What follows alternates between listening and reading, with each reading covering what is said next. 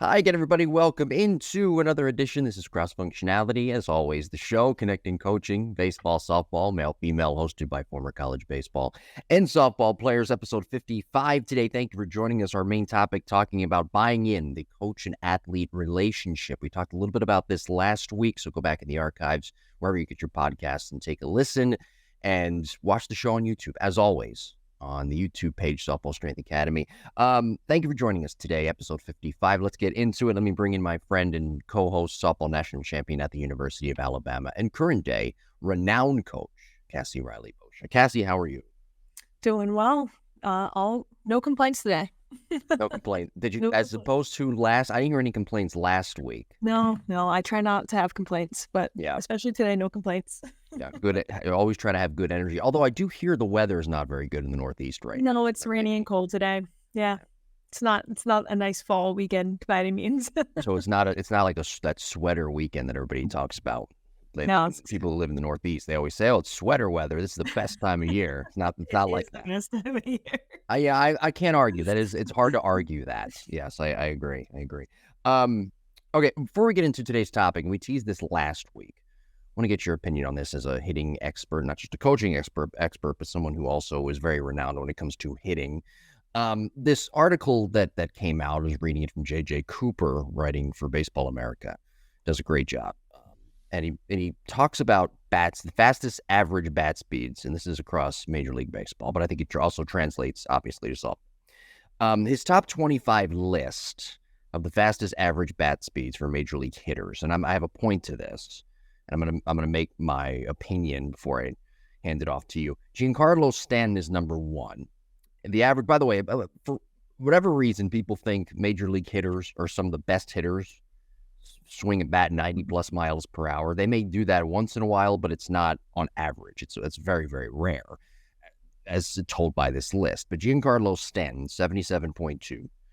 His average exit velo, 93.4. Franchi Cordero came in number 2 at 74.5. Mike Trout, 73.8. Now, you look down the list here, and you're looking at the same list that I am. Elly De La Cruz, Ronald Acuna Jr., Aaron Judge, Yordan Alvarez, Byron Buxton, some of the top hitters, Shohei Ohtani, some of the top hitters in all of baseball, Major League Baseball. Mm-hmm. They are right there in the middle of the pack. And then you look at the bottom of the list. Let's say a Christian Walker has put up some good numbers this year. 72.5. He's at the bottom, let me see here, bottom 6. So he's 19th, right? Julio Rodriguez, 72.6.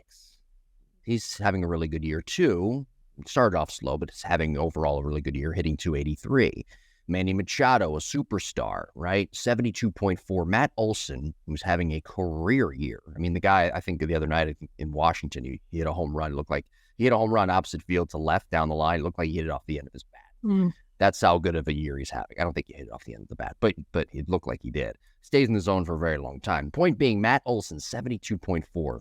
Among that list, the top 25 fastest bat speeds, that's the lowest on that list. So I'm looking at bat speed as something that almost like as a fastball, and JJ talks about this in the article, where if you're a pitcher, that velocity that you may have may not translate to success. And that's why I always say bat quickness is more important than bat speed, because the numbers say it right here that bat speed, that metric, in my opinion, could be a little bit misleading and sometimes a little bit inconsistent when you're evaluating a hitter. Yeah, and I think the language you just used is perfect. It can be misleading, and it's not the end-all be-all. I think we so badly want to put hitting in a box where if we could say, hey, if you improve this metric, it's going to lead to on-field success. And obviously, this is showcasing that it matters. These are some of the best hitters in baseball showing up in the top 25.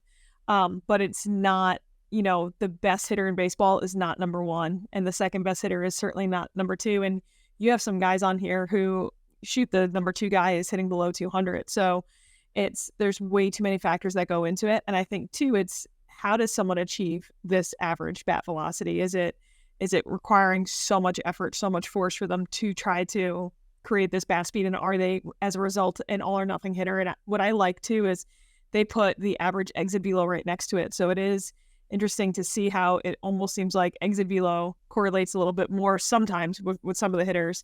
because that probably means that they are achieving this bat velocity with accuracy, which means their quickness is intact, which is allowing them to hit the sweet spot more often, allowing them to obviously have more success, and allowing them to hit the ball harder more often, because you could swing a bat really hard, hit off the end of your bat, and it's not going to go very hard. Right. Giancarlo Stanton is number one on that list. What is your? I'm putting you on the spot here, so I apologize ahead of time. But what is your assessment of him, just in general as a hitter? I want to kind of play off you here with this, because I do have my theory with Giancarlo, but I want to see what are your thoughts when you watch him swing, as it relates to his bat speed being number one on that list, because he does have a very fast bat, and anybody who watches baseball can see that. What is your assessment overall of Giancarlo? Probably not fair for, because he's a great hitter. He's in Major League Baseball. He's starting for the Yankees. So I hate being sitting here and being like, oh, let's correct here. But when you look at a hitter and you think, wow, that looks effortless, that looks smooth, Stanton's not the guy who usually comes to mind when you think of that. When you think of a really true, fundamentally sound, and that doesn't mean he's a bad hitter. It just means it seems like there's more effort. It's a little bit more unconventional. He is a massive human being. He has a ton of strength. And he has figured out something in his swing that works well for him to stay consistent as a Major League Baseball player. But it's not, when I think of like Matt Olson's swing, how you have that like pretty arc of the swing, and certain hitters where you're like, wow, that just looked really smooth. That's not always what I think of when I think of Stanton. Yeah, with Stanton, I always think of a guy who has that bat speed and is so strong and has probably the tightest core of anybody in all of Major League Baseball, but the hole in his swing is that fastball up, and I think that's more of a. And I think that this stretches out to anybody really across baseball. You may have great bat speed, and you may even have great bat quickness, but if you have a swing plane problem or you have a bat path problem, none of those metrics really matter in the end. Because when you look at Stanton, for example, I know I'm kind of picking on him, but he is number one on that list, and he's not having a good year. With the injuries and of course not putting up the numbers that we're used to as MVP type form. When I look at him, he's a prime example though of a guy who has that bat speed, probably has really good bat quickness too. I don't know the measurement for that and what it might be, but he has a swing plane problem and he has a bat path problem, and that's why he can't always catch up to that high velocity fastball up in the zone. Just my 2 cents.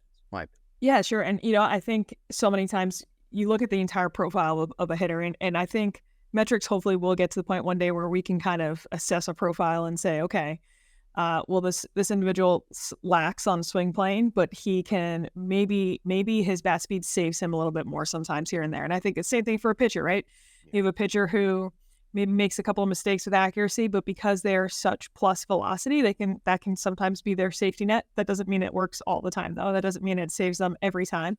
But maybe, it's, again, having high bat velocity is not going to hurt you.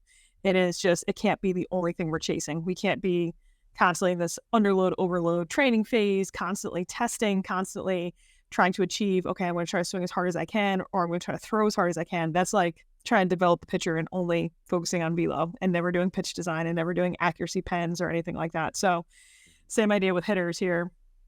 It's a part of it, but it certainly, obviously, it's not the end all be all here.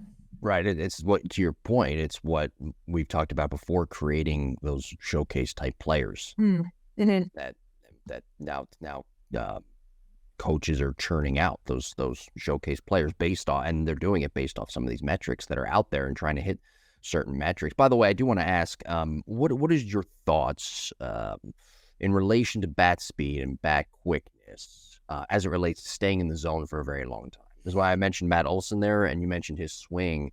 That guy also stays in the zone for a very long time. Acuna, another guy, may not have the fastest bat speed, but boy, does he stay in the zone for a very long time, even when he's out in front. So how does you think, what are your thoughts as it relates to bat speed and bat quickness, and staying in the zone for a very long time? Yeah. So, and just to clarify, I think, because sometimes it gets confusing, like how do you not have a fast bat and then also quick? But the idea of it is, and we might have used this example before, you could have a Toyota Camry and a Ferrari, let's say, and they both can go to 60 miles an hour. That's not what makes it so impressive. What's impressive is how quickly that Ferrari gets to 60 miles an hour. They get there in a shorter period of time. So when you're talking about quickness, you're essentially talking about how well can this athlete accelerate to their top speed? Does it take them a really long time? Do they have to maybe reach really far back and have, this really long swing before they get to contact in order to get to this bat speed? Or can they get to that bat speed very quickly, and then thus, staying in the zone a long period of time is obviously assisting the plane. It's assisting when the pitch might be a little off from what you thought it was going to be. Maybe it's a little slower, but your barrel is still on that same plane or trajectory of where that ball is coming into. So your chance of getting barrel is obviously much higher then. Yeah. All right. Well, let's get into today's topic, episode 55. Be sure to follow us on social media at Jim Tara on both Twitter and Instagram, at Coach_CassieRB on Instagram, at Coach CassieRB on Twitter. Episode 55 today, we're talking about the coach and athlete relationship and getting that athlete to buy in. First of all, what does that even mean? Let's talk about that now. What does it mean to get an athlete to buy in? Because I don't, this is why parents have struggles coaching their own kids, I think. One of the reasons, because they don't get that athlete or their kid, in this case, to really buy in, because they're not professional coaches and they don't understand how to get their kid to buy in. A lot of times parents will just give instructions to their kids, in some cases blow smoke up their ass too. Both methods are wrong, in my opinion. You have to get that athlete to buy in as a coach, and that's why parents struggle to coach their own kids. So what does it mean for coaches to get athletes to buy into what they're selling that athlete and what they're trying to work with, and get that athlete to where they need to be? Yeah, I think this is one of those things that it's very easy, like looking from afar at a training session, let's say, or a team being like, oh, those athletes look like they're bought in, those don't. But we have a very hard time, I think, quantifying it or putting like specific words to what that means. And, just in reading through a lot of books and reading through a lot of people's opinions on this and kind of searching myself, it's really when an athlete shows up and they're very willing to sacrifice either their time or their discomfort. So they're very willing to show up to a certain level of discomfort because they are trusting that whatever this coach has prescribed for them, whatever they have planned for them is what they need to do. When you start to see athletes not wanting to come to the early morning sessions, questioning what they're doing, not giving full effort, that is obviously not bought in. But a part of it is they're not willing to show up to those discomforts or sacrifice certain things outside of what's going on in their sport, because again, that buy-in isn't completely there just yet. Yeah.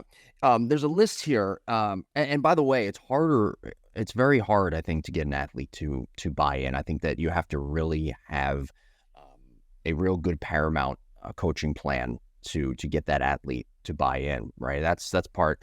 You hear it all the time with coaches, coaches in general, collegiate level, professional level. Some of the best ones always have that plan that will get their athletes to buy in. I mean, Patrick Murphy has that plan. You know it firsthand. Nick Saban has that plan, right?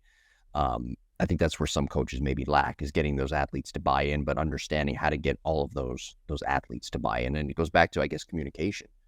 Sure. Yeah. And you know what? I think back to Coach Bear Bryant was a coach in the 70s for Alabama football. And he talked about how he wasn't a top recruit. He wasn't a good coach for a top recruit because he had a really hard time getting some of those top recruits to buy in, and just his coaching style. He wanted the underdog that was just gonna fight. And I always think of that analogy sometimes. And even now in today's day and age where you have NIL and you have, it's seemingly like maybe it's just as you and I get older, as I get older, and I see the athletes and I think, wow, there seems to be generational gaps. That communication piece seems a little harder. That conversation sometimes seems harder. But so much of the time you have an athlete very, very concerned about what their ranking is, what their stats are, whatever it may be. And you have this individualized approach because that's what travel ball and everything else has made it to be, that the buy-in becomes so much harder on a team setting, I think. Because now you're trying to convince people who have been programmed and wired to be me, all of a sudden we, and it becomes very, very difficult. I think for a lot of people in a team setting, to have those conversations, communicate why it's so important, and develop and foster that relationship. So talking about 5 keys, and this comes to us from Brett. I can't say his last name. I'm not 100% sure either. I read a bunch of stuff and he organized these thoughts so well that I stole his organizational structure. I thought it'd be a good leeway for a discussion today. And you But use this, maybe and Kuhn. you, Cohen, and you use this for your own personal coaching and at the academy. And Yes, yeah, yeah, definitely. Wow, going through it, it was just when you're reading something and someone's like, "Yep, they nailed it. That's exactly what goes on." He really organized and I think nailed it on the head with his blog. so okay, so he has these 5 keys. It's courtesy of Brett Cohen. We'll go with Cohen. And this is on the Vertimax blog. This is his blog. 5 keys for an athlete and coach relationship and fostering a positive coach and athlete relationship. Self-awareness is number 1. Very obvious, right? Developing high-quality relationships, individualized coaching style, explanation, and empowering athletes. Okay, we should start with self-awareness. It is pretty self-explanatory. Self-awareness as a coach. Having that is very, very, as a person in general, a lot of people don't have that. But coaches especially need that self-awareness. But there's a lot of tentacles to that. It's not just, hey, I have self-awareness. You can't wake up one day and say, hey, I have self-awareness, right?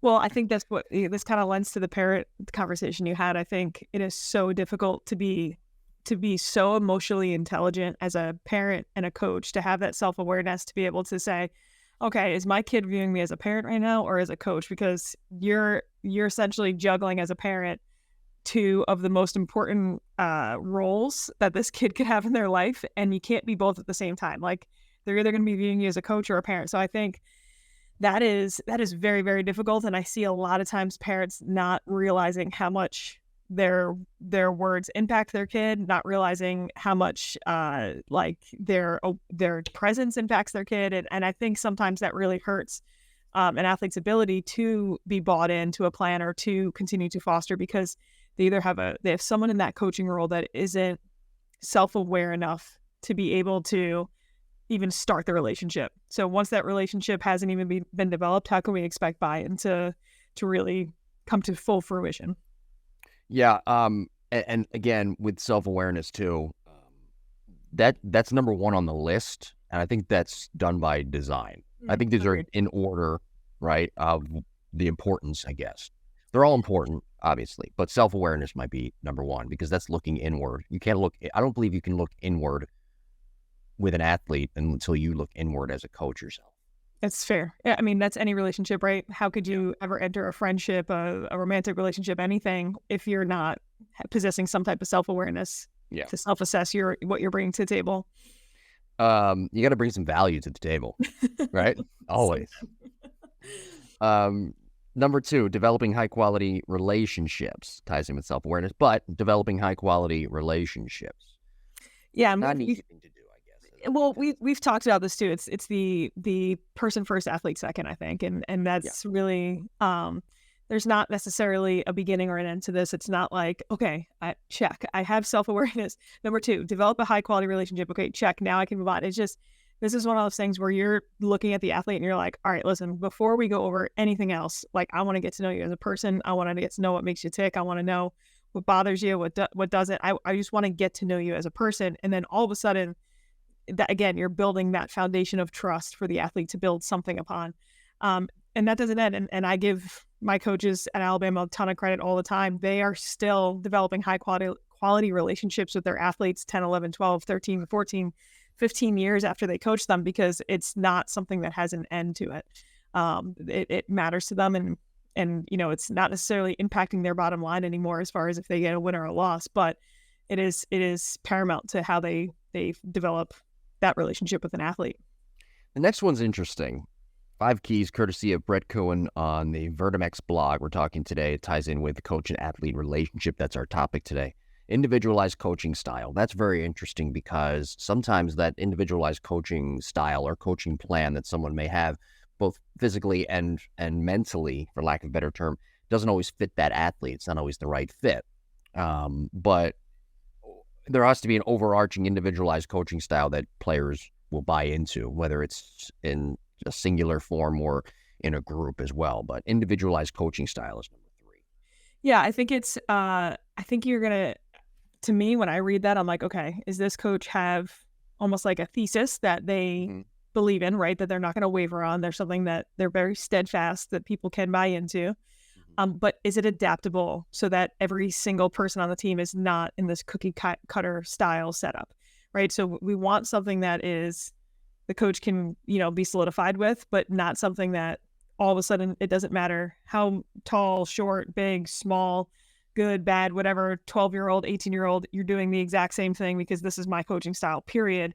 That's not a very adaptable coaching style. And all of a sudden you're going to get people starting to question like, well, hang on, I'm doing the exact same thing as everybody else here. Nobody has any variation.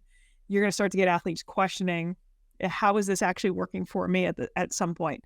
And this kind of, ties in, I think, to the next piece. But I do think it's important to, I guess, have that balance. Yeah. And the next piece is explanation. Yeah. So there you go. Lends right to the next thing, right? So if there's going to be times where I have two athletes doing something very, very similar, and they both know exactly why they're doing something similar. They might be doing the same drill with completely different intents. They might have very similar issues that causes them to have a very similar program that day. But when all of a sudden you can explain to an athlete and not go over their head to try to impress them, but you can explain to them, hey, this is exactly why I've programmed this for you today. And this is how it's going to help you to get better. Again, I thought he did a great job because this will lend to point number 5. But now the athlete is like, okay, awesome. I know why I'm doing this. I'm not just taking swings off of a tee. I'm not just doing this drill. I'm not just doing this set and rep just because someone told me to do it. Now I know that there's a deeper purpose behind it. There's a deeper plan involved. And that, to me, when you can get to that point where an athlete's like shaking their head, not just like, okay, enough talking, but yes, I totally get it. That's a completely different workout you're going to see from that athlete now. Yeah. Number 5, and this is a little story here I read this week. This number 5 is empowering athletes, but I read this story this week about Deion Sanders and what his impact has been to Colorado. And I think the guy is underrated as a coach, if that's even possible, right? Because he's had so much success as a head coach at Jackson State. Now, of course, with Colorado, some people will point to, well, the NIL, and he turned over the roster and he did it in methods that probably weren't legal in the NCAA and based off the rules 10 years ago. But there was something he said to a kid whose father is unfortunately in jail, and he told the kid on the sideline, he said something along the lines of, you're going to score this touchdown, or this is what you do, and your father is watching you and he's proud of you. That's the classic example, though, of empowering. That's not exact. I don't know the exact quote. I read it and I forgot. But that's an example of empowering. And it's a prime example of how you should properly empower an athlete right there. Other methods and ways to do it, but that's textbook, empowering the athlete. And you're tapping into that emotional side.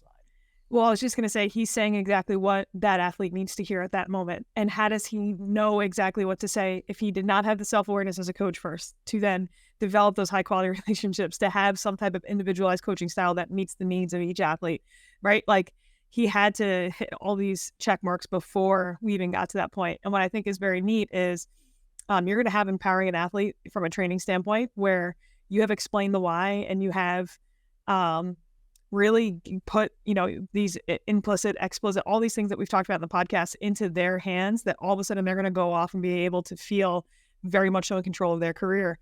If a coach is constantly having to send you video and ask you, hey, is this right? Is this right? Is this right? We've just made a dependent athlete, not an empowered athlete, right? We've missed some type of buy-in there. But when you get into the competition field, that's a whole different level of empowering. That is a whole different level of emotional connection. That's a coach knowing, hey, I need to raise my voice a little bit here to get this athlete focused, or I need to bring up something personal that's going to really harvest the right type of emotion out of this athlete. Because that's all you're doing is emotional management, not getting people too high, not getting them too low, and making sure they're confident to show up to whatever discomfort, whatever challenge that they have in front of them. Yeah. You talk about empowering athletes, and you don't want to make a dependent athlete. That's part of, I guess, what you're explaining there. Empowering an athlete is making them more of a smarter athlete and being able to eventually coach themselves and make those adjustments on the fly.